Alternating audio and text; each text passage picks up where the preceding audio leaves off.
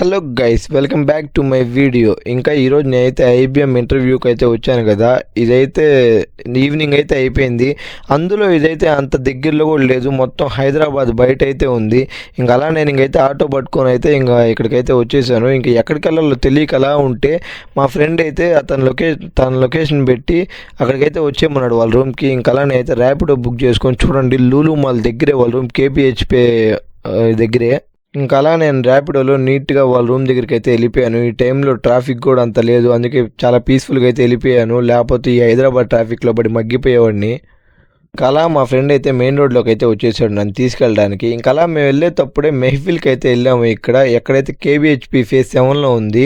ఈ మెహఫిల్ అయితే చాలా బాగుంది. ఇదైతే పైన ఉంది. ఇంకా అలా మేమైతే పైకి అయితే వెళ్తున్నాము. చూడండి లోపల అయితే యాంబియన్స్ అయితే క్యాక్, అసలు నాకైతే ర్యాంప్ పాడిచ్చేసాడు. చూడండి మీరు లైటింగ్ కానీ ఈ ఎఫెక్ట్ అయితే నాకు చాలా బాగా నచ్చింది.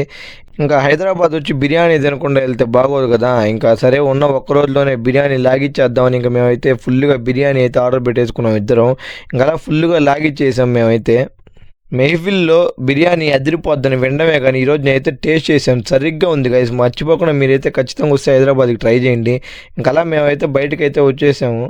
ఇంకా మా ఫ్రెండ్ ఈడే చూడండి, ధనా ప్రవీణ్, ఈడైతే బిర్యానీ అయితే సరిగ్గా ఉందని అయితే అంటున్నాడు.